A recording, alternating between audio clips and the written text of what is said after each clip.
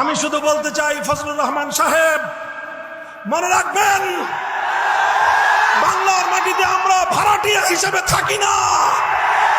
রক্ত দিয়ে কেনা, নিজের বাপের রক্ত দিয়ে কেনা মাটিতে বসবাস করি আমরা। এখানে আমরা অনেক রক্ত দিয়ে 1905 সালে বঙ্গভঙ্গ করেছিলাম, অনেক রক্ত দিয়ে ব্রিটিশদেরকে বিতাড়িত করেছিলাম। আসসালামু আলাইকুম। শাইখুল ইসলাম আল্লামা মামুনুল হকের জোরালো কণ্ঠে কথা আমরা শুনলাম।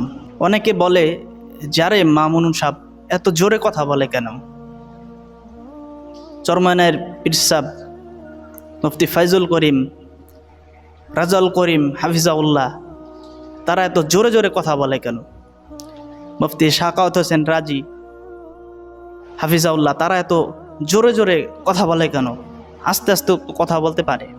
কিন্তু ইসলামের দৃষ্টিকোণে জোরে জোরে কথা বলা, জোরালো ভাষায় কথা বলা, উচ্চ স্বরে কথা বলা, এটাও কি বৈধতা আছে? ক্ষেত্র বিশেষ জায়েজ আছে। মামুন সাহেব উনি যদি কোরআন হাদিসের দিয়েই কথা বলে, তাহলে কেন বলতে পারবে না? এটা তো কোরআন হাদিসে জায়েজ আছে, জোরে কথা বলা জায়েজ আছে। অনেক মানুষ বলে মামুন সাহেব এত জোরে জোরে চিল্লায় লাফায় কথা বলে, ঠিক আছে, ধীরে আস্তে তো কথা বলতে পারে, কিন্তু না, জোরে কথাও বলা যায়, ক্ষেত্র বিশেষ যায়। সূরা তাহরিমের 9 নম্বর আয়াত, এই আয়াতে আল্লাহ তাআলা বলেন, ইয়া আইয়ুহান নাবিয়্যু জাহিদুল কুফফারা ওয়াল মুনাফিকিনা ওয়াগলুজ আলাইহিম। হে নবী, আপনি কাফির ও মুনাফিকদের বিরুদ্ধে জিহাদ করেন।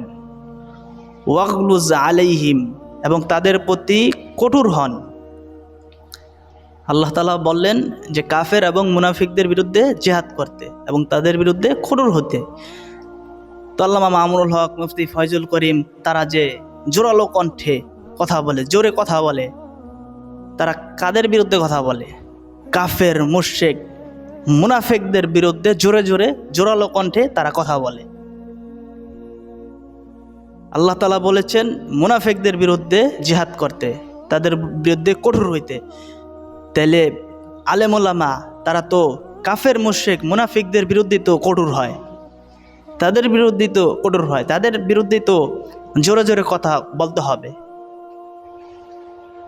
যখন আস্তে আস্তে কথায় কান ধরে না, তখন জোরে জোরে কথা বলে তাদের কানে ধরাইতে হয়। ইবনে